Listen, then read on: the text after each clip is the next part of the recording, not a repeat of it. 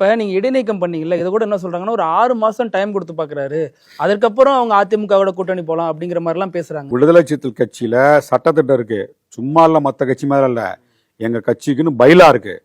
அந்த கட்சியில இப்ப நாங்க ஒரு பட்டியல் சமூகத்தை சேர்ந்தவர், தவறுகளை ரெண்டு விதம் பார்க்கணும். ஒன்று மன்னிக்கக்கூடிய தவறு, மன்னிக்கவே முடியாத தவறு. எங்க தவறு எப்போதுமே யாரையும் எடுத்தன் கவிழ்த்தன் கட்சியை விட்டு நீக்க மாட்டார், அதிரடியாக நீக்க மாட்டார். கட்சிக்குள்ள நிறைய வளர்ற கட்சி, போட்டி இருக்கும், இளைஞர்கள் அதிகம், போட்டி பொறாமைகள் அதிகமாக இருக்கும். அப்போ முரண்பாடுகள் வரும்.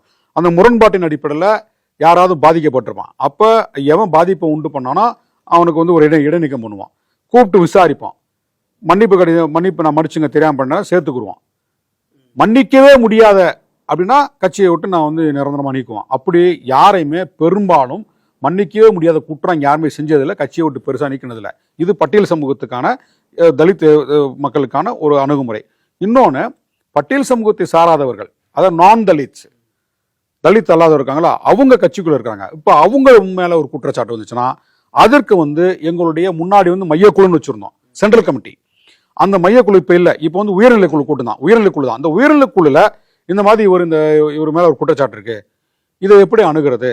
மன்னிக்கக்கூடிய குற்றமா அல்லது மன்னிக்கவே முடியாத குற்றமா பார்க்கணும். இப்போ மன்னிக்கப்படக்கூடிய குற்றம்னா நாங்கள் சரி தெரியாம பண்ணிட்டாரு, இதை இப்படி பண்ணிக்கிங்க அப்படி பண்ணிக்க, நம்ம அட்ஜஸ்ட் பண்ணி சரி கட்டி ஒரு லெட்டர் வாங்கிட்டு விட்டுருவோம், ஒரு தண்ணில விளக்கம் எக்ஸ்பிளனேஷன் கடிதத்தை வாங்கிட்டு விட்டுருவோம். ஆனால் இது மன்னிக்கவே முடியாத குற்றமா இருக்கு, கட்சியோட வளர்ச்சிக்கு தடையா இருக்கு, கட்சியோட நலனுக்கு எதிராக இருக்கு, கூட்டணிக்கு எதிராக இருக்கு அப்படின்ற பட்சத்தில் தான் அது சரி ரைட்டு ஒப்புதலோட உயர்நிலை குழு ஒப்புதலோட ஒரு நடவடிக்கை எடுக்கிறதுக்கான முயற்சி நாங்கள் செய்கிறோம். அப்படிதான் இவர் மீது 6 மாத காலம் இடைநீக்கம் செய்யப்பட்டார்.